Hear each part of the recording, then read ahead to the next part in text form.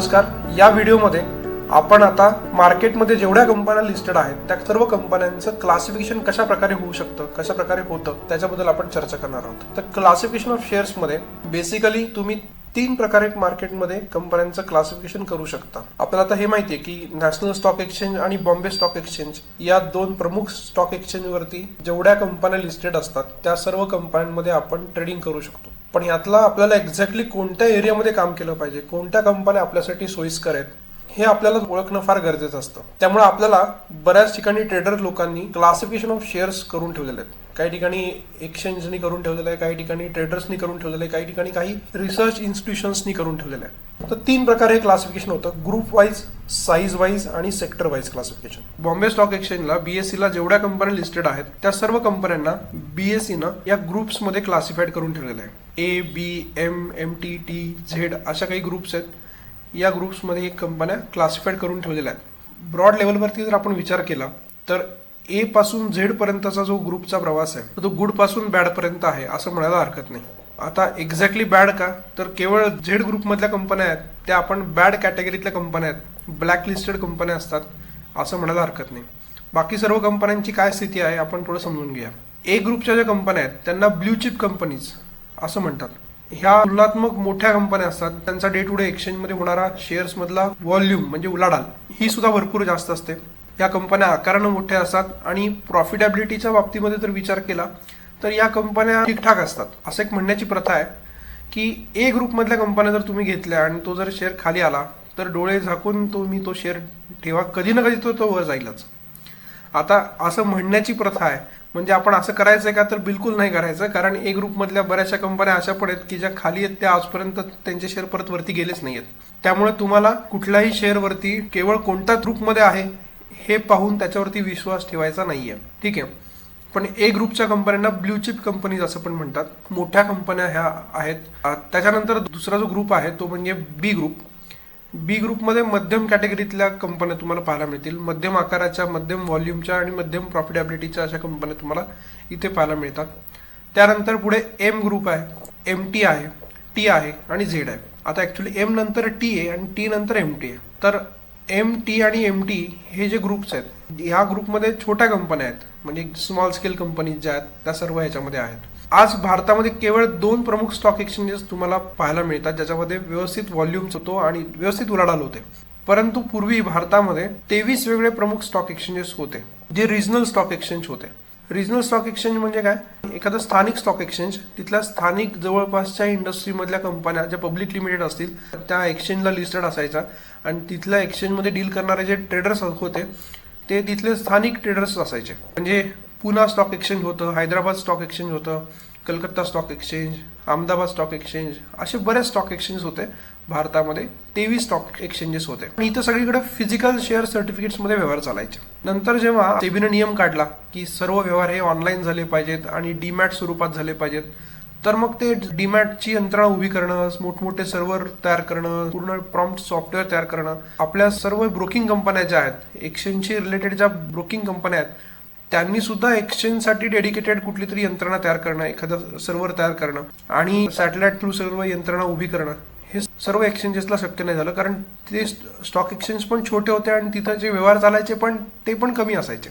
तेवढा revenue generating ते exchanges नव्हते. मग झालं काय की सेबीनं जो नियम काढला की सगळे व्यवहार एकतर ऑनलाईन करा नाहीतर एक्सचेंज बंद करा. मग त्याच्यामध्ये झालं असं की बरेचसे एक्सचेंजेस बंद झाले आणि मग केवळ 2च स्टॉक एक्सचेंजेस पुढे राहिले ज्यांनी आपल्यामध्ये सेबीच्या नियमानुसार जे काही अपेक्षित बदल आहेत ते केले. ऑनलाईन ट्रान्झॅक्शनचा प्लॅटफॉर्म तयार केला. ते 2 स्टॉक एक्सचेंजेस म्हणजे एनएससी आणि बीएससी. आणि दोन्ही स्टॉक एक्सचेंजेस आज अजून कार्यरत आहेत. तसं पुणा स्टॉक एक्सचेंज वगैरे पण होतं. अगदी अलीकडे 2005-06 नंतर हे सगळे स्टॉक एक्सचेंजेस बंद झाले, कारण 5-6 पर्यंत त्यांच्यामध्ये व्यवहार चालायचे. तर असे स्टॉक एक्सचेंजेस भारतामध्ये होते. मग जेव्हा सेबीने नियम काढला की सगळे स्टॉक एक्सचेंजेस ऑनलाईनवरती शिफ्ट झाले पाहिजेत, तर ज्या स्टॉक एक्सचेंजला हे शक्य नव्हतं ते बंद झाले. मग तिथं लिस्टेड असलेल्या कंपन्यांचे जे शेअर होल्डर्स आहेत त्यांनी काय करायचं, त्यांना शेअर ट्रेडिंगचा प्लॅटफॉर्मच बंद झाला त्यांच्यासाठी. तर त्यांनी काय करायचं, मग पब्लिक प्रेशरनी आणि सेबीच्या नियमानुसार अशा रिजनल स्टॉक एक्सचेंजला लिस्टेड असलेल्या ज्या काही पब्लिक लिमिटेड कंपन्या आहेत त्या सर्व कंपन्यांना नंतरहून एनएससी आणि बीएससी सारख्या प्लॅटफॉर्मवरती लिस्टेड व्हावं हे कंपल्सरी झालं. मग ह्या सर्व इतर कंपन्या नंतर NSE ला काही गेल्या, काही BSE ला गेल्या. अशा प्रकारे नंतरहून एक्सचेंजला लिस्टेड झालेल्या कंपन्या ज्या होत्या त्यांना BSE न MT आणि T ग्रुपमध्ये शिफ्ट केलं. मुळात ह्या छोट्या कंपन्या होत्या. एव्हा मोठ्या कंपन्या असत्या तर त्या आतापर्यंत NSE आणि BSE सारख्या मोठ्या प्लॅटफॉर्मवरती लिस्टेड झाल्या असत्या.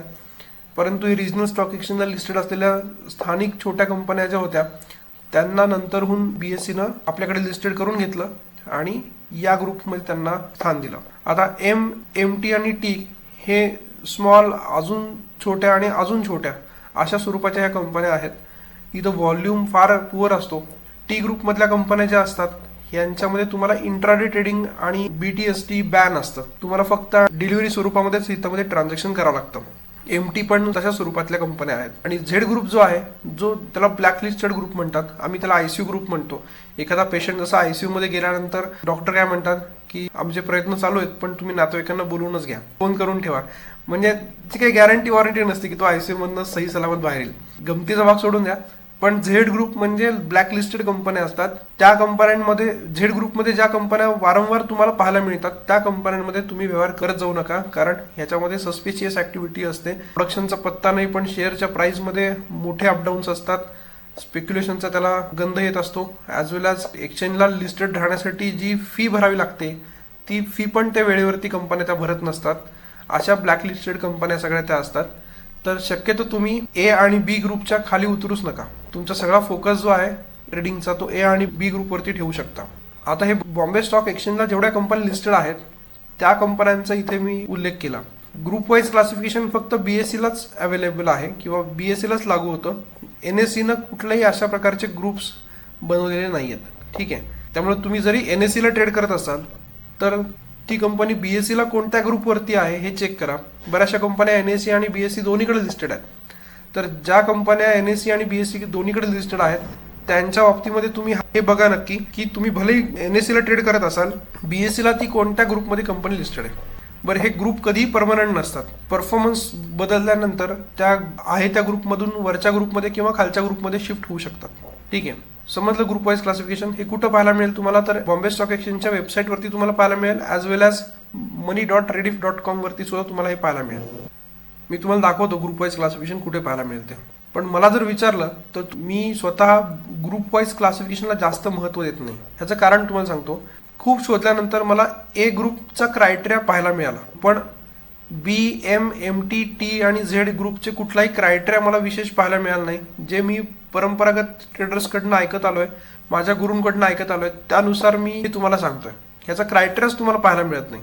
तुम्ही सर्च करून बघा. जर तुम्हाला रिसेंटली कुठे क्रायटेरिया वाचायला मिळाला, मला ब्लॉग नको आहेत, म्हणजे कुणीतरी क्रायटेरिया म्हणून काहीतरी ब्लॉग लिहिलाय तसं नको आहे. एक्सचेंजचा ऑथोराइज प्रिंट पाहिजे. जर त्याच्यामध्ये तुम्हाला क्रायटेरिया जर वाचायला मिळाला तर नक्की मला पण शेअर करा, इतरांना पण शेअर करा. ठीक आहे. पण याच्यामध्ये ग्रुपचे क्रायटेरियाज आपल्याला माहीत नसतील तर त्या ग्रुपमधल्या कंपन्यांना तुम्ही कसं काय ओळखणार. त्यामुळे कुठल्याच ग्रुप वाईज क्लासिफिकेशन फॉलो करत नाही मी स्वतः.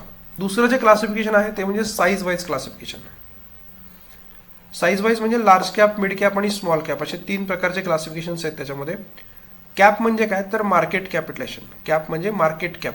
मार्केट कॅप म्हणजे मार्केट कॅपिटलायझेशन. आणि त्याचा फॉर्म्युला आहे total number of shares into LTP. LTP म्हणजे काय, last trading price of share. ठीक आहे. म्हणजे एखाद्या कंपनीच्या एखाद्या शेअरची प्राइस ही तो एक शेअर खरेदीसाठी आपण वापरतो, म्हणजे रेफरन्सला घेतो. परंतु आत्ताची सध्याची एका शेअरची प्राइस गुणिले जर त्या कंपनीच्या सर्वच्या सर्व शेअर्सचा जर मी गुणाकार केला तर मला एकूण कंपनीचा बाजारभाव पाहायला मिळेल. त्याला आपण म्हणतो मार्केट कॅपिटलायझेशन ऑफ कंपनी. आता हे लार्ज कॅप, मिड कॅप आणि स्मॉल कॅप म्हणजे लार्ज मार्केट कॅपिटलायझेशन असलेल्या कंपन्या, मिडियम मार्केट कॅपिटलायझेशन असलेल्या कंपन्या आणि स्मॉल मार्केट कॅपिटलायझेशन असलेल्या कंपन्या, असं ह्याचं गणित आहे. आता AMFI नावाची एक संस्था आहे. AMFI म्हणजे association of mutual funds in India. त्यांच्या गाईडलाईननुसार त्यांनी हे क्लासिफिकेशन करून ठेवलेलं आहे. AMFIनं हे क्लासिफिकेशन कोणासाठी करून ठेवलेलं आहे, तर म्युच्युअल फंड इंडस्ट्रीसाठी ॲज वेल ॲज ट्रेडरसाठी पण हे क्लासिफिकेशन लोक वापरतात. ठीक आहे. आता हे क्लासिफिकेशन कसं असतं बघा. ग्रुप वाईज क्लासिफिकेशन कुठे पाहायला मिळेल, BSEindia.com वरती किंवा money.rediff.com वरती पण पाहायला मिळेल तुम्हाला.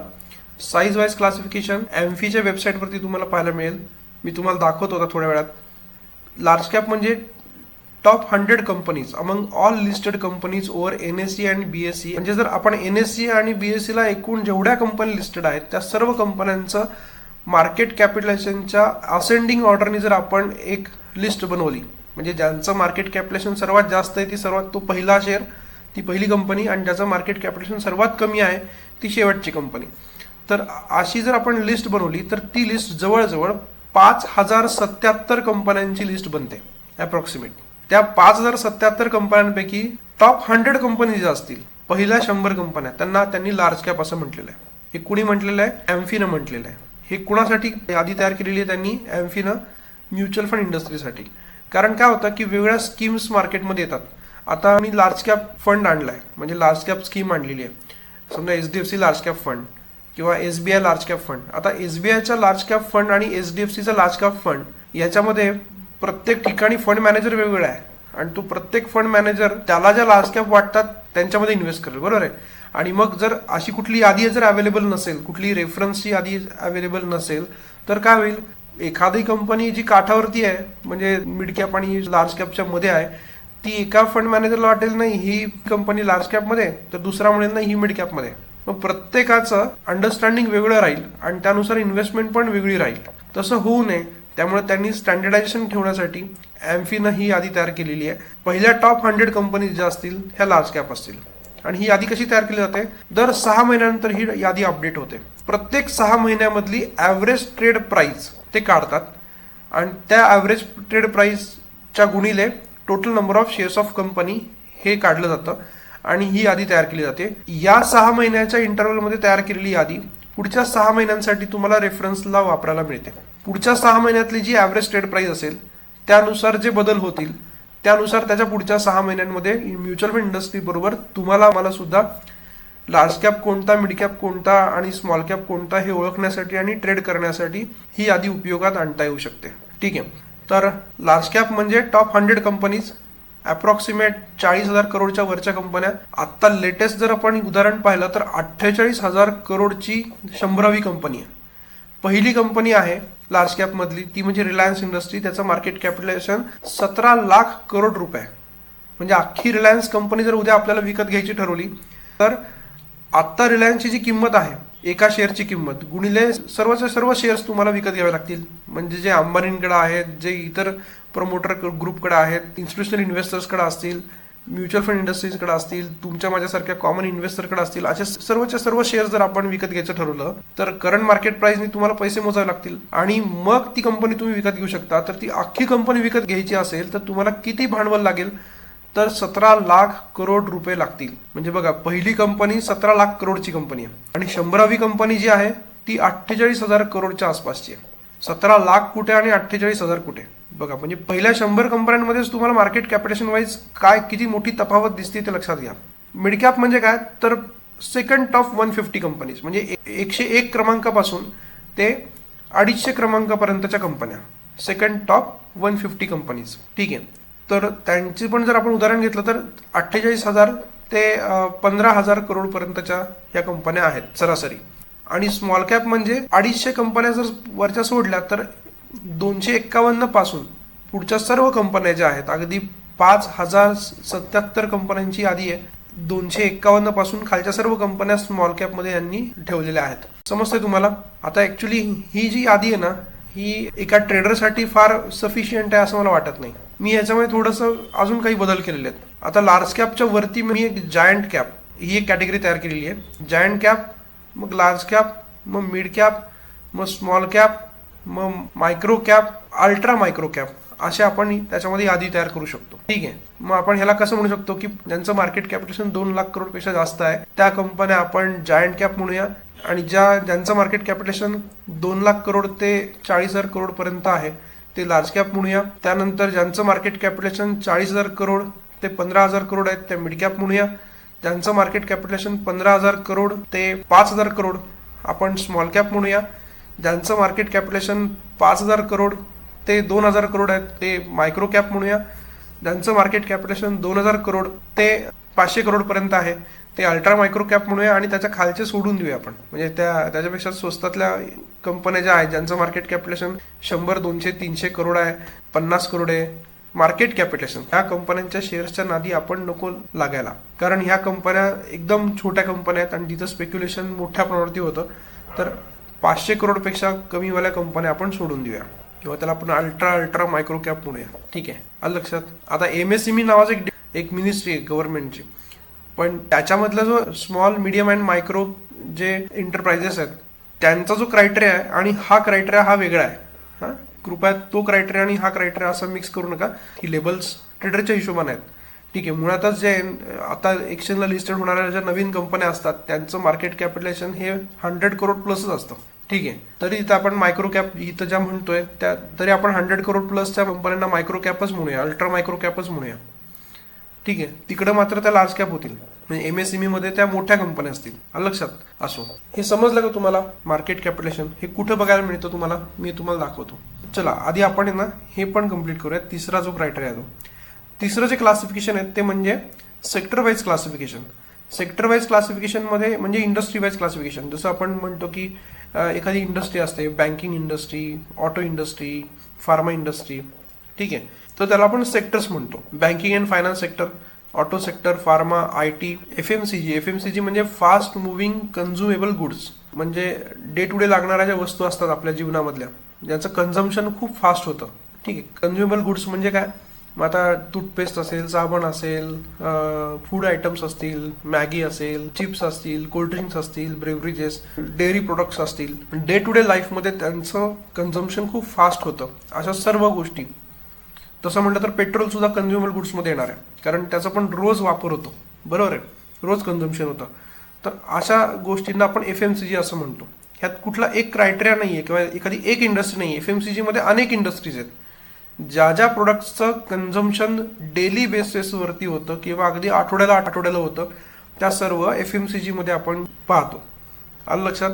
त्यानंतर ॲग्रिकल्चर इंडस्ट्री आहे, इंजिनिअरिंग इंडस्ट्री आहे, सिमेंट इंडस्ट्री आहे, कम्युनिकेशन आहे, ट्रान्सपोर्ट आहे, टेक्स्टाईल आहे, media, hotel, capital goods, power, metal, mining, oil and gas आणि अशा अनेक अजून इंडस्ट्रीज आहेत. त्यांची यादी जर आपण करायचं ठरवलं तर अनेक सेक्टर्स आहेत आणि त्यात सब सेक्टर सुद्धा आहेत.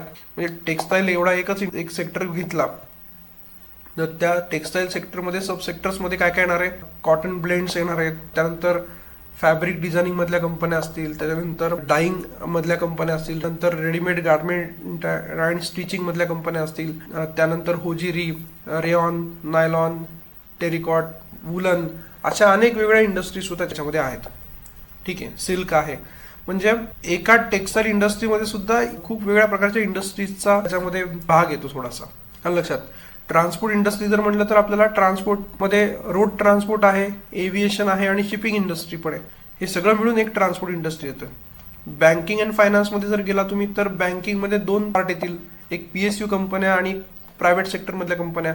त्यानंतर फायनान्समध्ये नॉन बँकिंग फायनान्स कंपनीज, त्याच्यामध्ये सुद्धा NBFC मध्ये हाऊसिंग फायनान्स मधल्या कंपन्या, व्हेकल फायनान्स मधल्या कंपन्या, कन्झ्युमर ड्युरेबल मधल्या फायनान्स कंपन्या, त्यानंतर पर्सनल लोन मधल्या फायनान्स कंपन्या, मोठमोठ्या इन्फ्रास्ट्रक्चर प्रोजेक्ट्सला किंवा कंपन्यांना फायनान्स करणाऱ्या कंपन्या किंवा फायनान्शियल इन्स्टिट्यूशन्स, त्यानंतर अदर फायनान्शियल सर्व्हिसेस मधल्या life insurance, general insurance, broking कंपन्या, AMC कंपन्या, या सर्व कंपन्या ह्या फायनान्शियल सर्व्हिसेस मधल्या आहेत. तर बँकिंग अँड फायनान्स असा खूप मोठी व्याप्ती आहे त्याची. त्यामुळे सब इंडस्ट्रीज पण आपल्याला म्हणता येतील किंवा त्यातनं आपल्याला आता सेपरेट इंडस्ट्रीज काढता येऊ शकतात वेगवेगळ्या. ठीक आहे, कारण प्रत्येक इंडस्ट्रीचा अभ्यास करताना प्रत्येक इंडस्ट्री समोरचे चॅलेंजेस आणि ऍडव्हान्टेजेस वेगवेगळे आहेत. त्यामुळे बँकिंग अँड फायनान्स एक ब्रॉड लेवलवरती बोलणं वेगळं आहे आणि त्याच्यातल्या सब इंडस्ट्रीचा प्रत्येकाचा विचार करणं वेगळा मुद्दा येतो. ऑटो सेक्टरमध्ये सुद्धा 2 व्हीलर पासून 3 व्हीलर पासून 4 व्हीलर आहेत, त्याच्यामध्ये सुद्धा छोट्या 4 व्हीलर्स आहेत, नंतर बसेस, ट्रकर्स पण आहेत, SUV कॅटेगरीतल्या गाड्या बनवणाऱ्या कंपन्या आहेत, EV मधल्या कंपन्या आहेत. त्याच्यानंतर ऑटो ॲल्सनरीज म्हणून एक इंडस्ट्री येते, म्हणजे ऑटोमोबाईलचे स्पेअर पार्ट बनवणाऱ्या कंपन्या. आता मारुती जेव्हा गाडी बनवते तेव्हा सर्व गोष्टी मारुती स्वतः इन हाऊस नाही बनवत. बऱ्याच वेळा त्याचा क्लच जो असतो तो कुठल्या तरी दुसऱ्या कंपनीकडनं घेतलेला असतो, गिअर बॉक्स दुसरीकडनं आणलेला असतो, इंजिन दुसरीकडनं आणलेलं असतं, टायर दुसऱ्याच कंपनीचे असतात, सिटिंग अरेंजमेंट वेगळ्याच कंपनीकडनं आणलेले असतात, त्याच्यातली साऊंड सिस्टीम किंवा प्रत्येक गोष्ट ही वेगळ्या इतर इंडस्ट्रीकडनं त्यांनी घेतलेल्या असतात आणि त्या फक्त मारुतीच्या नावाखाली त्यांनी लेबल लावून बनवलेल्या असतात. फार तर फार चासी जी असते ती कदाचित मारुती बनवत असेल. बाकी सर्वच्या सर्व गोष्टी मारुती बाहेरूनच बनवून घेते. मारुतीच काय, टाटा मोटर्स असो नाहीतर M&M असो, सर्वच्या सर्व गाड्यांचे बरेचसे पार्ट, अधिकतम पार्ट हे बाहेरच्या कंपन्यांकडनं त्यांनी विकत घेतलेले असतात आणि मग ती गाडी असेंबल केलेली असते. लक्षात. मग ह्या सर्व ज्या स्पेअर पार्ट पुरवणाऱ्या कंपन्या ज्या आहेत ऑटो इंडस्ट्रीसाठी, त्यांना ऑटो एल्सनरीज असं म्हणतात. ठीक आहे. एक्सेल शाफ्ट असेल, ब्रेक लायनर असतील किंवा सस्पेन्शन असेल, सर्व गोष्टी बाहेरून येतात. तर हे सेक्टर वाईज अनालिसिस करणं सुद्धा महत्त्वाचं आहे. ठीक आहे. हे 3 प्रकारचे अनालिसिस असतात: group wise classification, size wise classification आणि सेक्टर वाईज क्लासिफिकेशन. आता साईज वाईज क्लासिफिकेशन वरती आपण चर्चा करत होतो, पुढे नंतर सेक्टर वाईज क्लासिफिकेशन वरती पण आपण चर्चा करूया. तुर्तास आपण हे क्लासिफिकेशन आपण कुठे पाहू शकतो ह्याची चर्चा करूया. आता BSE इंडियाची वेबसाईट, दुसरी एक वेबसाईट आहे money.rediff.com. BSEच्या वेबसाईटवर जर तुम्ही गेला तर मार्केटमध्ये जर तुम्ही गेला,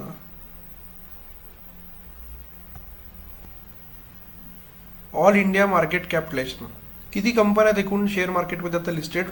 5292. BSEचा आकडा सांगतोय. त्याच्यात हे करोड मधला आकडा आहे. तर किती मार्केट कॅपिटलायझेशन आहे?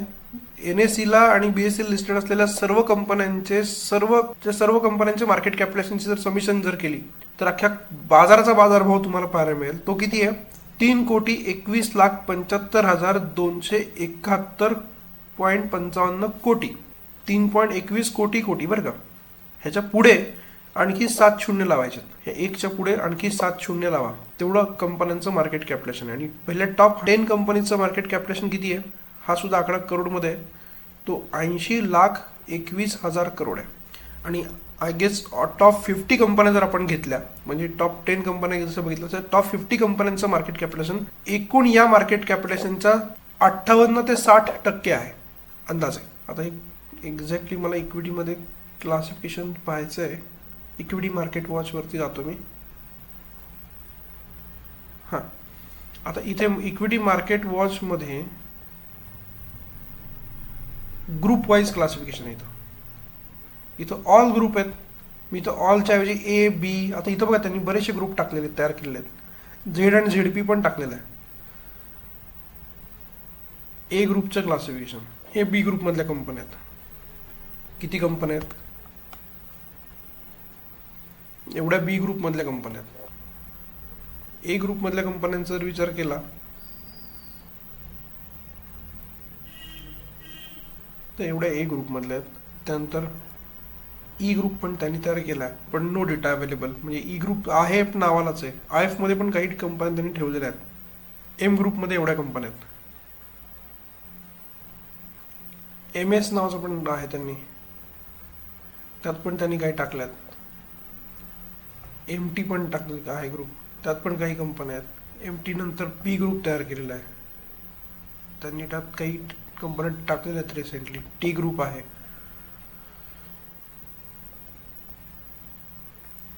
X ग्रुप आहे. XT ग्रुप आहे. त्यांनी बरेच ग्रुप तयार केले आहेत.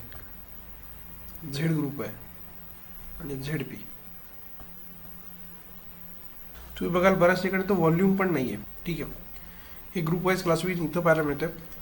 money.rediff.com वरती जर तुम्ही गेला, तुम्हाला इथं गेनर आणि लुजर पाहायला मिळतात.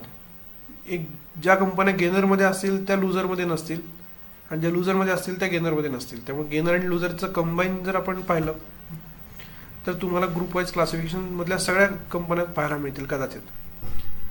आता बघा, A ग्रुपच्या कंपन्या आज वाढलेल्या. इंडियाबुल रिअल इस्टेट आज 7% वाढल्या.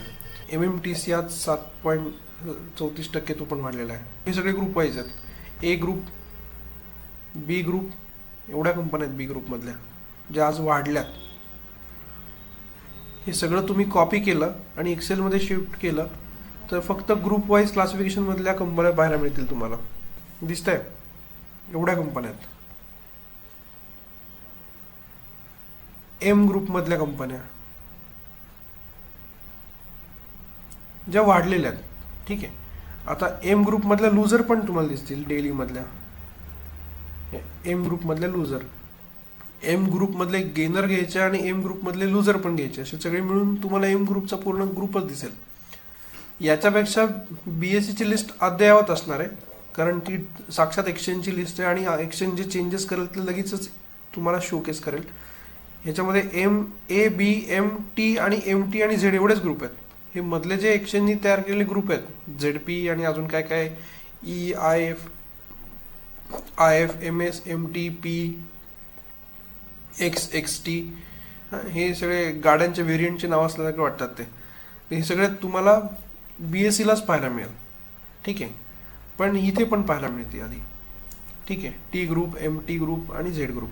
ठीक आहे, फार याला महत्त्व द्यायची आवश्यकता नाही असं मला वाटतं.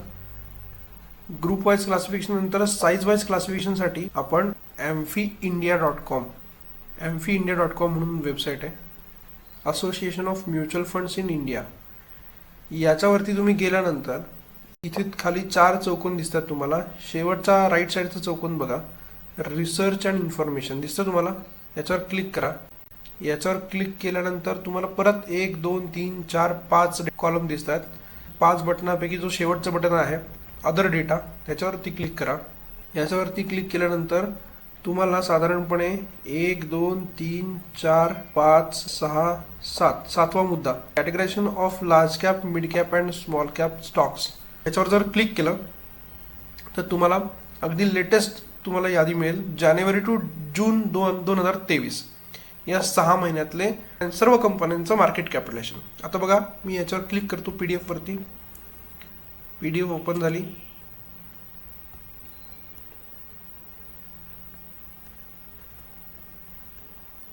दिसतंय तुम्हाला ही साईट. पहिली कंपनी किती मार्केट कॅपिटलायझेशन, रिलायन्स इंडस्ट्री 16,032. मागच्या 6 महिन्यामध्ये याचं किती होतं माहिती आहे, 17 लाख करोड होते. आता किती आहे रिलायन्स इंडस्ट्रीचं, 16,32,000. थोडंसं कमी झालं कारण शेअरची प्राइस कमी झाली थोडीशी. तर 16,32,483 करोड. TCSचं मार्केट कॅपिटलायझेशन ते पण कमी झालं जरा, ते 12 लाख आहे, 12,03,000 करोड. नंतर HDFC बँकेचं मार्केट कॅपिटलायझेशन आहे 9.09 लाख करोड. त्यानंतर ICICI बँकेचं जे मार्केट कॅपिटलायझेशन आहे 6.22 लाख करोड आहे. हिंदुस्तान युनिलिव्हर 6.04 लाख करोड. इन्फोसिसचं मार्केट कॅपिटलायझेशन आहे 5,85,000 करोड. SBIचं आहे 4,99,000 करोड. ITCचं मार्केट कॅप आहे 4,91,000 करोड. मग HDFCचं आहे, मग भारती एअरटेल, बजाज फायनान्सचं आहे. बघा कुठल्या कुठल्या कंपन्या आहेत. Life insurance corporation of India LICचं पण किती आहे बघा, 3,81,000 करोड आहे. कोटक महिंद्रा बँकेचं किती आहे मार्केट कॅप, 3,61,000 करोड आहे. L&T, HCL Technologies, Asian Paint, Axis Bank, Maruti Suzuki, Adani Enterprises, Sun Pharmaceutical. Sir, हां बोला. जर एक कंपनी दोन्हीकडे लिस्टेड असेल BSE आणि NSE ला, हां तर तिथं मार्केट कॅपिटलायझेशन तर सेम राहील. हो, मग नंबर ऑफ शेअरचं डिव्हिजन कसं होत असतं? नाही डिव्हिजन होतच नाही. कसं असतं माहिती का, लक्षात घ्या. स्टॉक एक्सचेंज फक्त एक पोर्टल आहे, ज्या पोर्टलवरती आम्ही डील करतो शेअर्समध्ये. ठीक आहे, आता मला असं वाटलं की मला NSE वरती माझ्याकडे जे शेअर आहेत ते NSE जाऊन विकायचे. कुणीतरी जो NSE ला आलेला जो ग्राहक आहे तो माझ्याकडनं शेअर घेईल. उद्या जर मला वाटलं BSE ला जाऊन विकायचे तर BSEच्या पोर्टलवरती मी शेअर विकणार आहे, माझ्यासारखा कोणतरी दुसरा असणार आहे तो घेणार आहे. अल्टिमेटली शेअर माझ्या डीमॅटवरनं कोणाच्या तरी दुसऱ्याच्या डीमॅटला जाणार आहे. आपण कुठल्या प्लॅटफॉर्मवरती डील करतोय हा फक्त मॅटर आहे. त्यामुळे ते NSE ला आणि BSE ला असे डिवाइड नसतात, ते लोकांच्या डीमॅटमध्ये डिवाइड करून असतात. कधी माझ्या डीमॅटमधनं तुमच्या डीमॅटमध्ये, तुमच्या डीमॅटमधनं कोणाच्या दुसऱ्याच्या डीमॅटमध्ये.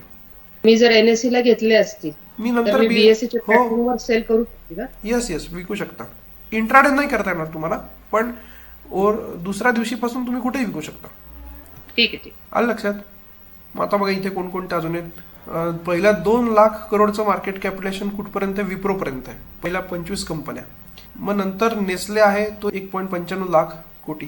ONGC आहे, JSW, NTPC, Tata motors, Adani greens, Mahindra and Mahindra आहे, पॉवर ग्रिड कॉर्पोरेशन आहे, अदानी पोर्ट अँड स्पेस आहे, सेज म्हणजे special economic zone, Adani total gas आहे, कोल इंडिया आहे, L&T माइंड ट्री आहे, टाटा स्टील आहे, अदानी ट्रान्समिशन आहे. आता अदानीच्या किती कंपन्या आल्यात बघा याच्यामध्ये.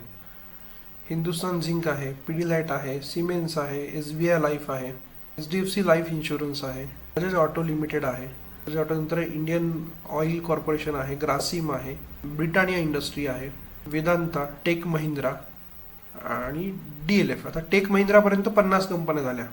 ठीक आहे, ह्या 50 कंपन्या झाल्या, दिसतात तुम्हाला 50वी कंपनी. आणि 51वी कंपनी जी आहे ती 1 लाख करोडची आहे, DLF.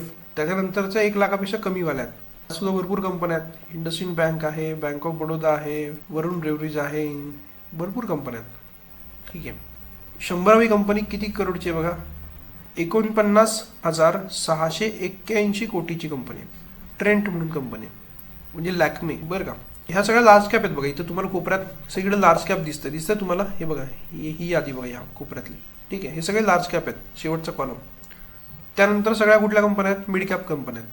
कुठल्या, पुढच्या 250 कंपन्या बघा, 250 कंपन्या. वर्लपूल इंडिया ही शेवटची कंपनी आहे. ही याचं मार्केट कॅप किती आहे, 17,409 करोडचे. ठीक आहे, पहिली कंपनी कोणती आहे, ही पहिली कंपनी 49,555 कोटीची.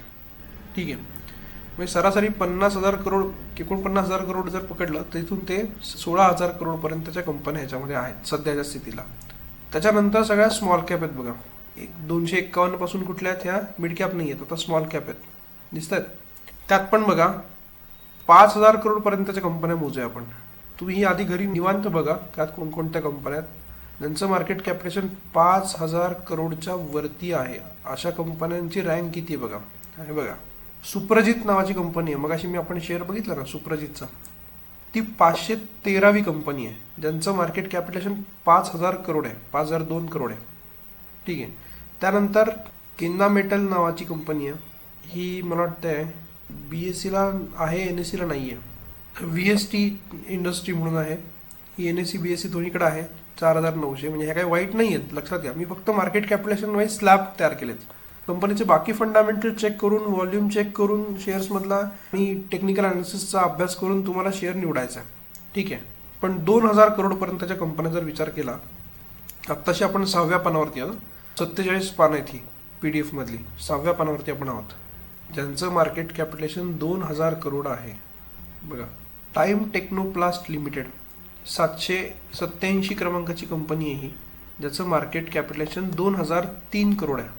2,000 करोड नंतर 1,000 करोड ज्यांचं मार्केट कॅप आहे, 2,000 करोड ते 1,000 करोडच्या दरम्यानचे त्या कंपन्या जर आपण बघायचं ठरवलं तर सेंटम इलेक्ट्रॉनिक्स म्हणून कंपनी आहे, जिचं मार्केट कॅपिटलेशन 1,006 कोटी आहे. त्यानंतर 998 कोटीची एक दुसरी कंपनी आहे पुढची, ही पण आहे.